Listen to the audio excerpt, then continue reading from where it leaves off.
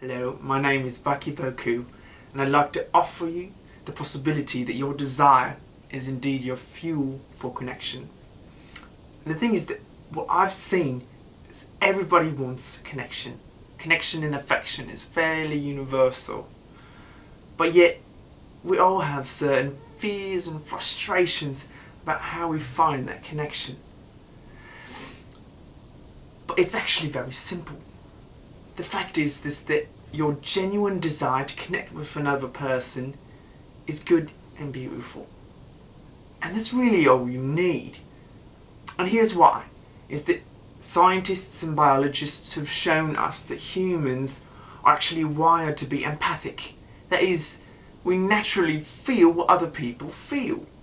So if I'm connected to my own desire and the goodness and the innocence of my own desire, and I reach out to connect with another person from that space, well, just by our own biology, that other person is going to be invited into feeling the same way. But of course, this isn't always what happens. Because of course the problem is that there's been so many people, they've been told to be ashamed of their desires.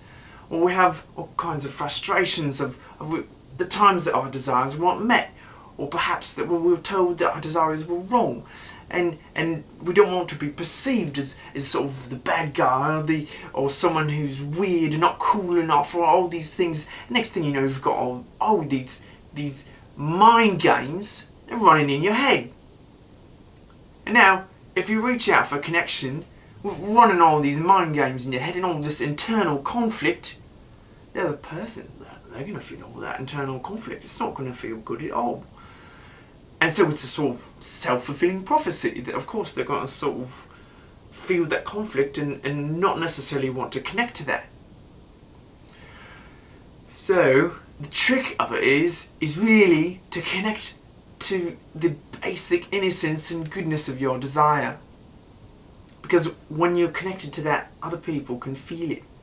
And it really doesn't matter what you say. I mean, you can say hello, you can wave, or you can ask them a question about, the fabulous outfit that they're wearing.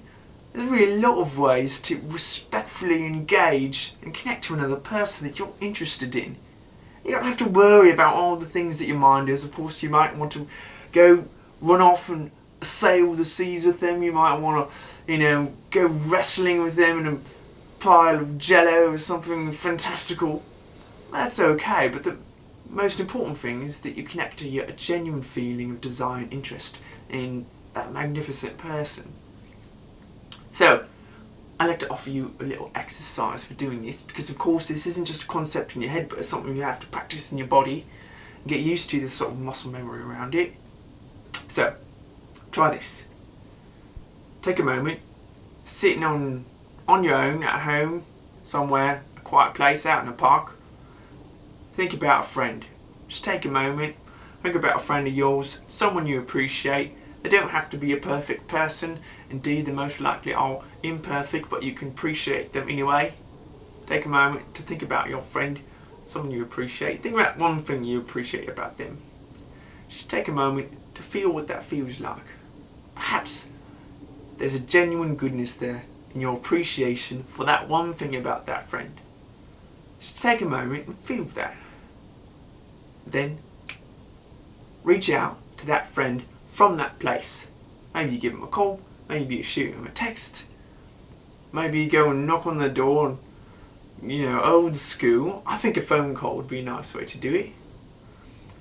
But see what that feels like. There it is, embracing your genuine desire and reaching out for a connection from that place. So I'd love to hear how that goes for you. I'd love to hear if this concept and this invitation is at all compelling or absolutely boring. Maybe you've heard it 1,000 times, but I'd love to hear about it in the comments or with your own video. And that's all for now. Next week, if you'd like to join us, we'll be talking a little bit about compassion. Oh, thank you.